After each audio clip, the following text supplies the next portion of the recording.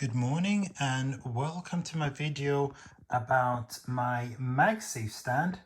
And don't forget to say good morning to all the squeeze mods and squash bills up here that the kids play with after we have read stories on my bed.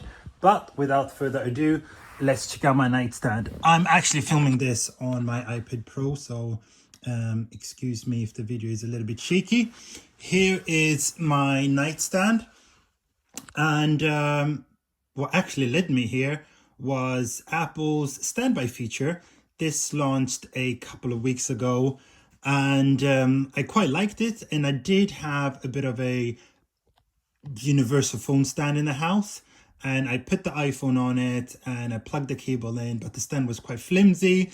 So if you put the phone back on the stand, it was sometimes topple over and it looked a little bit messy because you also had an Apple Watch charger and a bunch of other things here as well. But now I have this amazingly tidy setup.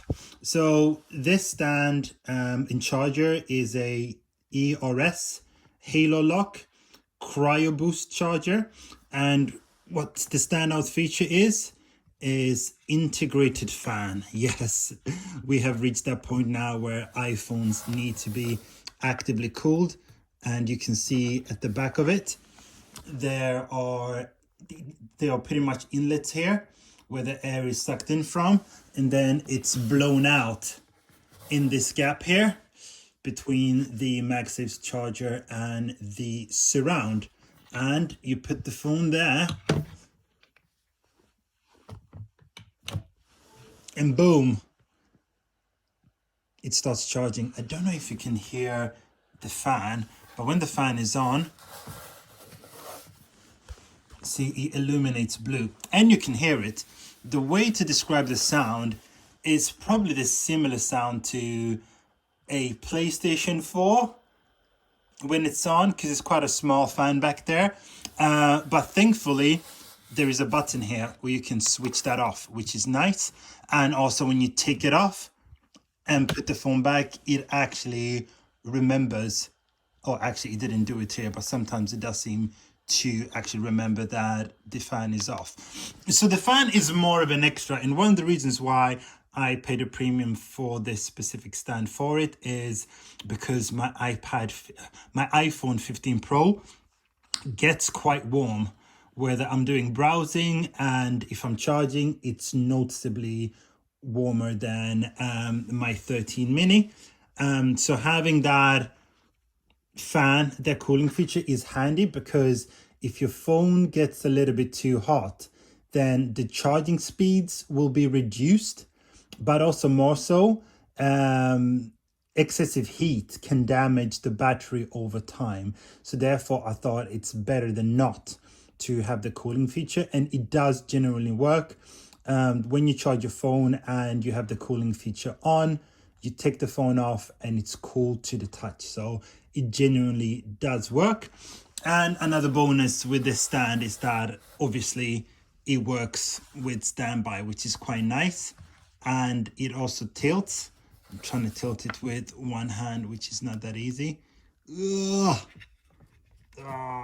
see, it does tilt, which is good. It doesn't fully tilt 90 degrees like it would have been nice for the iPhone to be able to be vertical as well. But do bear in mind that a lot of these MagSafe stands were launched before Apple rolled out the standby feature, which annoyingly only works in landscape mode for now. And I can also charge my watch on this stand as well. And wireless earbuds that are not AirPods, like these are the Tozo T6s. They arrived recently and they're absolutely exceptional for £20. This is it. They aren't even good value for the money. They are exceptional earbuds, period. And the charge, even if I just hover over, it's charging. And then if I put it down, it charges as well. And I can plug the phone off. You can see, I think this case might also start charging there, and it does so.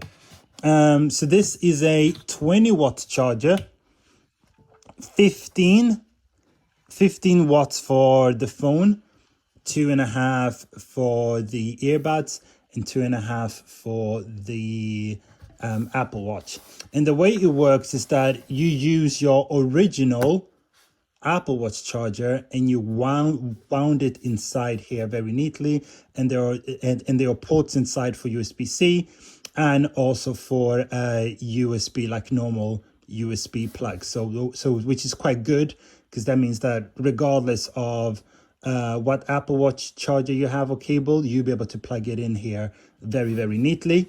There's pros and cons with that. Some cases, some chargers have built-in MagSafe chargers for Apple Watch. However, I did come across some of them that in the reviews, it was stated that they don't charge reliably, or that they charge very, very slowly.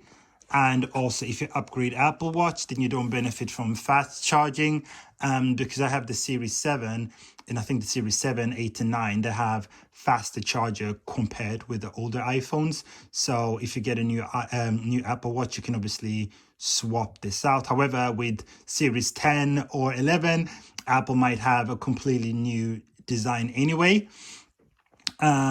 So that is it. Obviously, one of the downsides of the Apple Watch charger being in here is that if you travel between houses and homes and want to take the original charger with you, you can't quite do it. Like, you need to open up this base and then take out your cable and then put it back in. So if you do get this and think that you are likely to charge your Apple Watch on the go or take it with you when you travel, just buy a second Apple Watch charging cable. It's a beautiful stand. It's really, really beautiful. It's stylish. Absolutely love it. Rounded corners.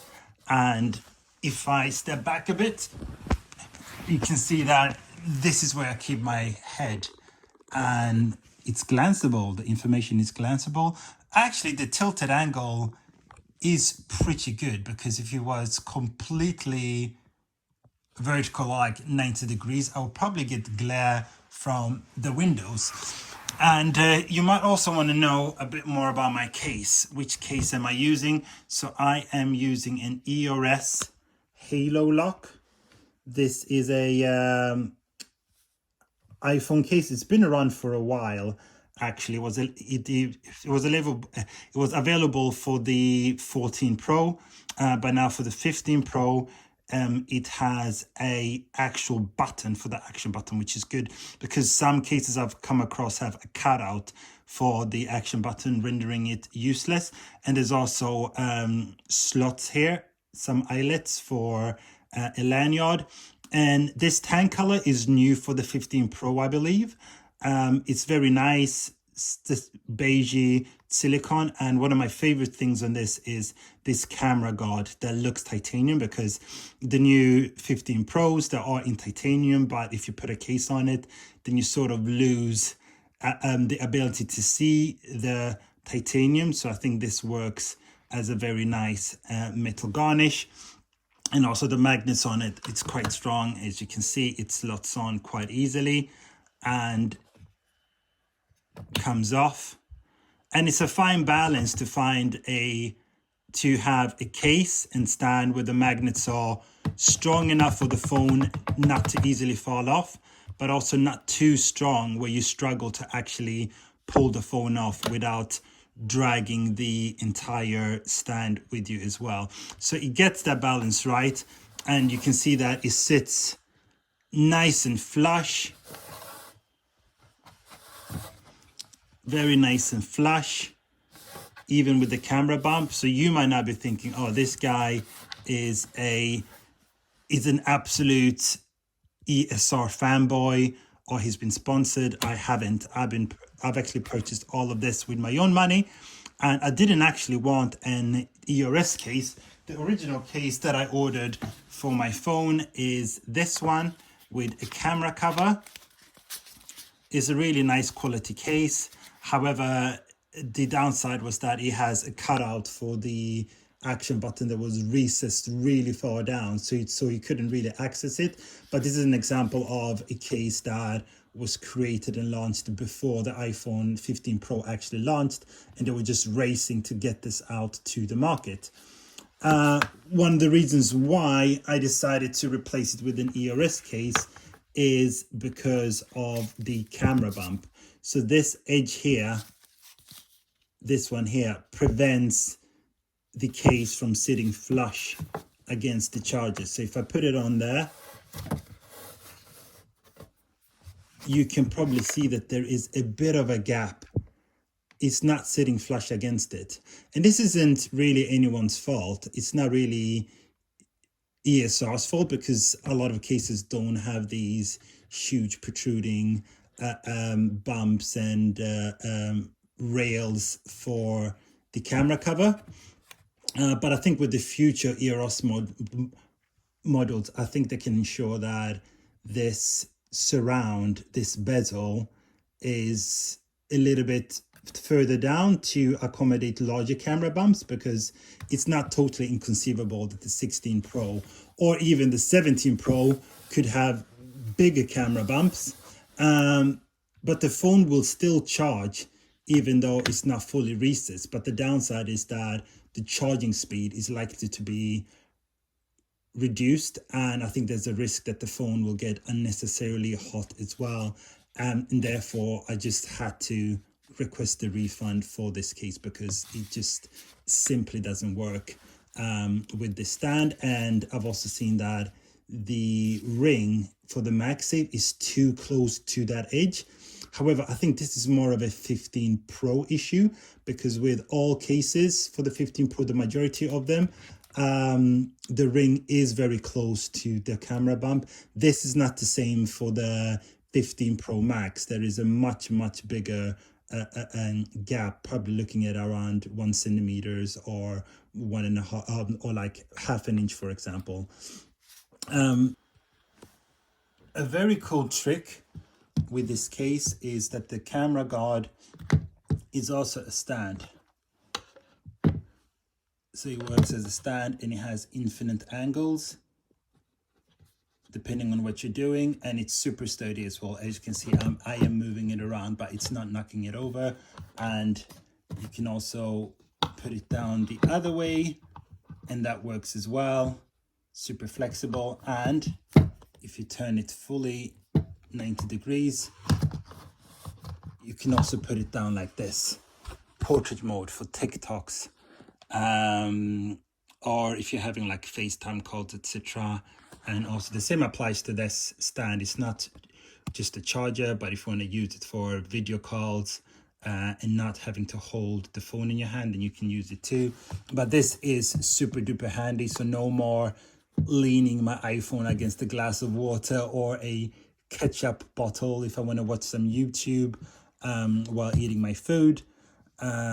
This stand is absolutely brilliant, and the cool thing about it is that it's flush with the design. Like, you can't really tell that that is a stand. I have seen some other cases that have a kickstand down here, but they look a bit flimsy, or they make the whole back look quite crowded, where you have the stand, MagSafe, and then a camera bump. But here, this looks very luxurious, and I'm happy to have this, because I originally wanted to buy a natural titanium iPhone, but the order wasn't really going through, so I just ordered white titanium as well. But with this tan color and the headphones there, I do get a bit of that kind of natural titanium champagne look.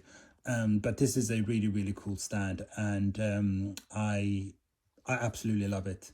Really cool to see that we've seen a million cases, but we keep seeing innovation taking place with new ideas and everything. And this with the camera bump, oh, it looks super luxurious.